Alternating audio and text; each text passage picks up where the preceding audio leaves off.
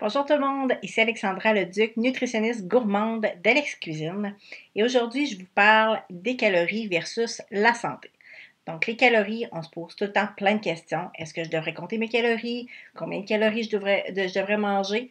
Mais la bonne question qu'il faudrait se poser, c'est est-ce que les calories sur les produits qu'on achète, par exemple, quand on lit l'étiquette nutritionnelle, sont vraiment garants d'un aliment santé? La réponse, c'est non. Et aujourd'hui, je vais vous expliquer ce concept-là en vous parlant d'un produit qu'on retrouve présentement dans les tablettes. C'est une barre croquante biscuits et crème de Special K. Donc, c'est une barre qu'on devrait consommer là, soit pour un dessert ou pour une collation, qui contient 100 calories. Et sur l'étiquette, ou sur la boîte, en fait, ce qu'on peut lire, c'est marqué intégré à une alimentation saine, cet aliment peut aider à atteindre et à maintenir un poids santé parce que les portions sont contrôlées. Donc, on voit toutes sortes de produits sur le marché. Le 100 calories, là, c'est vraiment quelque chose qui nous encourage à acheter parce qu'on pense que c'est un aliment qui va être plus santé, qui va nous aider à contrôler notre poids. Mais au final, qu'est-ce qui nous aide vraiment à contrôler notre poids? C'est les nutriments qu'on va retrouver dans un aliment, les fibres, les protéines et le fait que, dans le fond, l'aliment va être soutenant.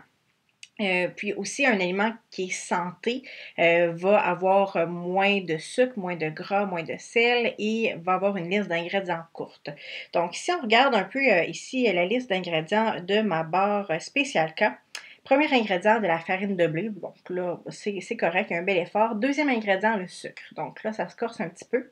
Troisième ingrédient, shortening d'huile de soya, de palme et de palmiste. Quatrième ingrédient, glycérol. Cinquième ingrédient, dextrose. Et j'arrête là parce que la liste est vraiment longue.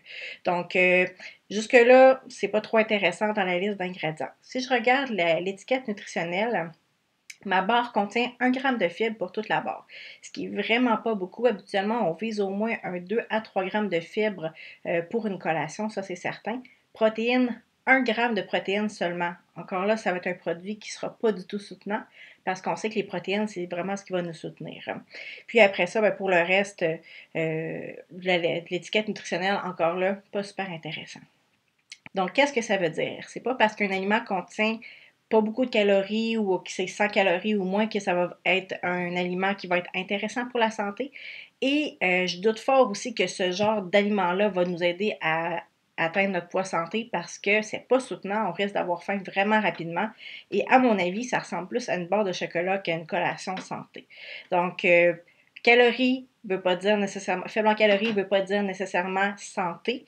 Et par rapport à ça, encore une fois, être vigilant, bien lire les étiquettes nutritionnelles, la liste des ingrédients et fiez-vous toujours à votre bon jugement à la place de vous fier aux allégations qui sont sur les boîtes. Souvent, c'est du marketing.